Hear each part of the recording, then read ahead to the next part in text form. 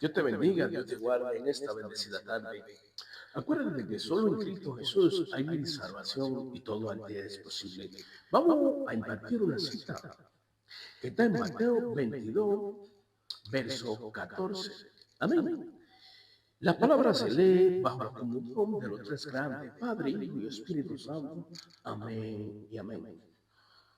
Gloria a Dios.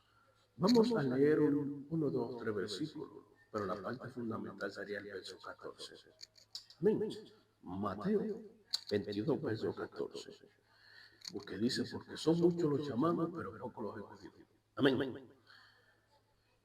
Y le dijo, amigo, ¿cómo entraste aquí sin estar vestido de boda más?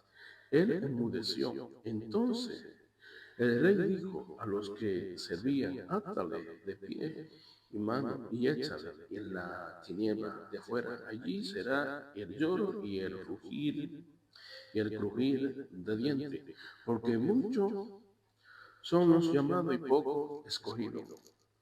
Amén. Amén. Gracias, Nazareno. Gracias, Espíritu Santo. Gracias, Padre Celestial. Jehová, de lo que tú me des, conforme a tu voluntad, sea mucho. O sea, poco como te plazca, Nazareno. No yo, sino tu Espíritu Santo. Amén. En el nombre de Jesús. Entonces la exhortación viene en Mateo 22, verso 14.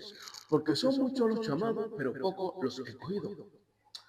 Brevemente vamos a hacer un pequeño análisis, un énfasis, ¿verdad? Literalmente.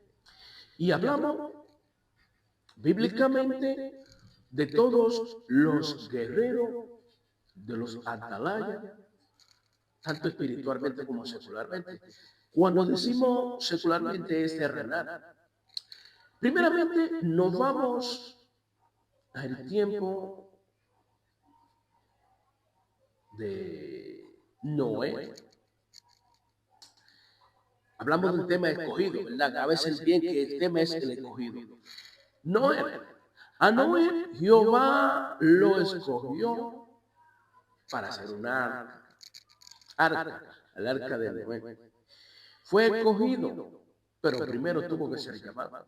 Entonces, hablamos del llamado. La palabra dice en Tito 11 que todo hombre está incluido a plan de salvación. Entonces, todos estamos llamados a la salvación.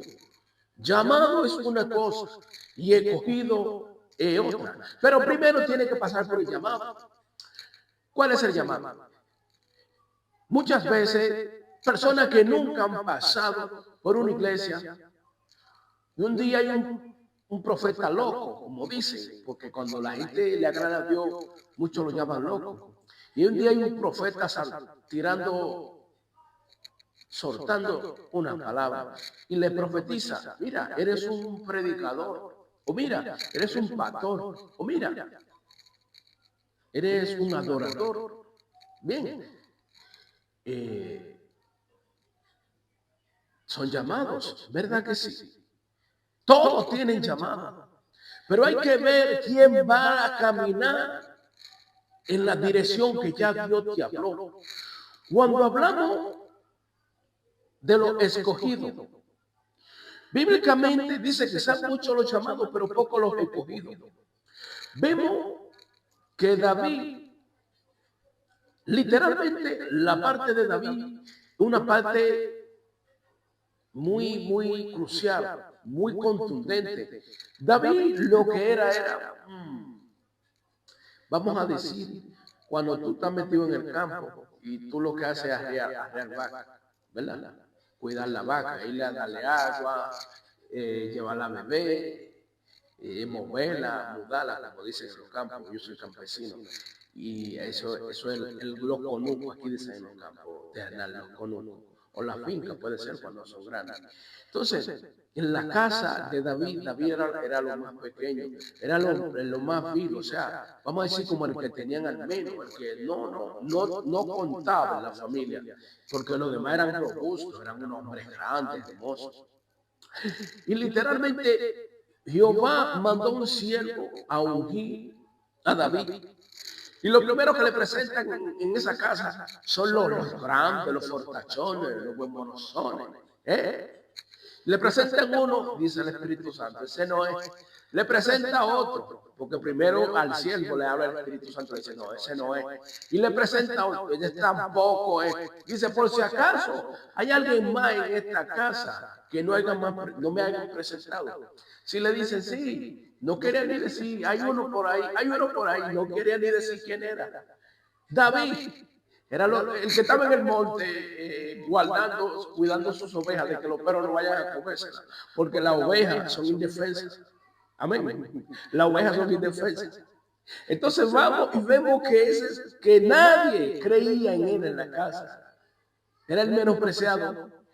Jehová lo eligió a él Dios mío, para ungirlo. Y fue tan grande que su primera batalla fue derribar a Goliat, un gigante.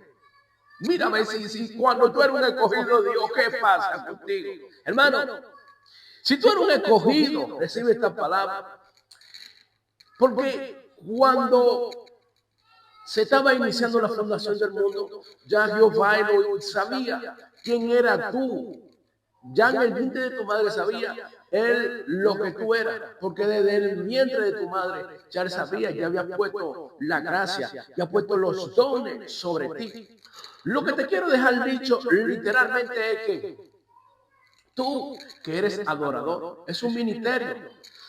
Cuando tú le adoras a mi Dios amado en el Espíritu, que se ve como un ministerio simple, el adorador. Si tú le buscas en los secretos, si tú tienes una búsqueda frecuentemente con mi Dios amado, a donde quiera que un adorador saque esa voz al angelical, que es para la gloria de Dios, los demonios tienen que correr. Y un adorador es una pieza fundamental donde quiera que vaya. Pero también caminamos más para allá y vemos el predicador. Vemos un misionero. El misionero, cuando hablamos del misionero, es una parte de aquellas personas que están llamadas a servir, de aquellas personas que arman grupos y se van a diferentes sitios a dar la palabra y a llevar bendiciones para las personas que lo necesitan. Ese es el misionero. Bien, que también es un don de Dios, una gracia de Dios. Hay maestros de la palabra, porque no son todos predicadores, no son todos maestros, hay maestros también. Entonces, esos maestros son los que dan la enseñanza, los que dan los estudios bíblicos. Amén. Estamos hablando de los escogidos. Pero tú, que eres escogido, que eres pastor, que eres evangelista, que eres misionero, que eres un atalaya, un intercesor, ¿qué está pasando con ese ministerio que Dios puso sobre ti? Déjame decirte algo. Jehová pone un talento sobre ti. Y eventualmente, como tú le busques, como tú le agrades, así mismo Él va a ir depositando más dones sobre ti. ¿Sabe qué? En la rama del predicador están las profecías, pero no todos son profetas. Amén. Gloria a Dios. Está el don de visión, está el don de sanidad. Todo en esa área del predicador son dones que ya Dios puso gracia sobre ti. Pero algo te tengo que decir.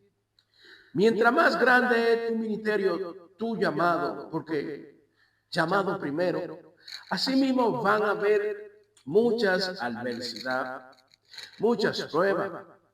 Pero déjame decirte que el talento que Dios puso en ti, la gracia que Dios ha puesto en ti, no es para que ande como chivos sin ley, no. Es para que anden en un orden, es para que todo sea bajo la gracia de Dios. Porque déjame decirte algo, una parte es que Dios no bendice vago. El trabajo se hace secularmente como espiritualmente. Tú tienes un trabajo secularmente, pero acuérdate que tú tienes que salir, aunque sea un día a la semana, a predicar la palabra. Amén. Agradarle a Dios. Porque Dios le encanta. A Dios es un gozo para Dios cuando tú abres su boca. tu boca para hablar de su grandeza, para hablar de su amor, para hablar de las cosas lindas que Él ha hecho en ti. Bien, seguimos con la parte escogida. Nos vamos y vemos a Daniel y vemos a José. José era un soñador. José en su casa, su papá era débil con José. Y sus hermanos desde ahí comenzaron a levantar ese celo. Celo tan grande, tan poderoso, diríamos yo, porque el mal, el celo no es de Dios. El celo es del diablo, yo lo reprendo en el nombre de Jesús. Y se levantó, que sus propios hermanos vendieron a José. Lo vendieron. Primero agarraron y lo metieron en una cisterna. Y después agarraron y lo vendieron por una moneda. ¿Y sabe qué pasó con José? José, de ser un esclavo, de ser vendido por su propia familia, José pasó a ser la mano derecha de un rey. Alaba. Pero esas son las partes de los menospreciados, de los que desde el principio son maltratados, no lo toman en cuenta. Pero, como dice en Mateo 22:14, era un escogido. O sea, Dios ve más allá de lo que ve el hombre. Y como Dios te ve, no te ve el mundo. Entonces, la misma palabra dice en Mateo 11, verso 28, ven a mí todo lo que esté encargado y cansado, y yo lo haré descansar. Si tú vienes y te presentas con olor fragante delante de la presencia de mi Dios amado, créeme que en el cuerpo de Cristo todos tenemos una parte, todos tenemos una parte fundamental, todos tenemos una parte para servirle a Él.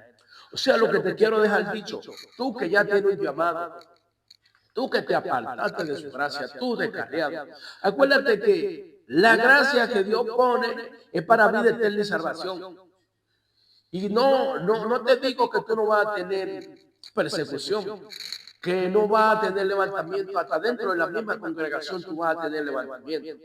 Pero sí te digo algo, mientras más lucha, mientras más prueba, mientras más dificultad haya, enfócate en Jesús, que ante Él todo es posible.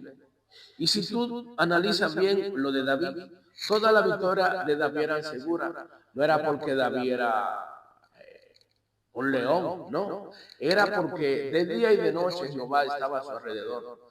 O sea, cuando Jehová está con vosotros, créeme que la victoria es segura. Dios te bendiga, Dios te guarde. Feliz, bendecida tarde. Cristo Jesús te ama. Amén. Espero que saque lo bueno de esta cita y deseche lo malo. Cristo te ama. Feliz, bendecida tarde. Hasta que llegó Jesús.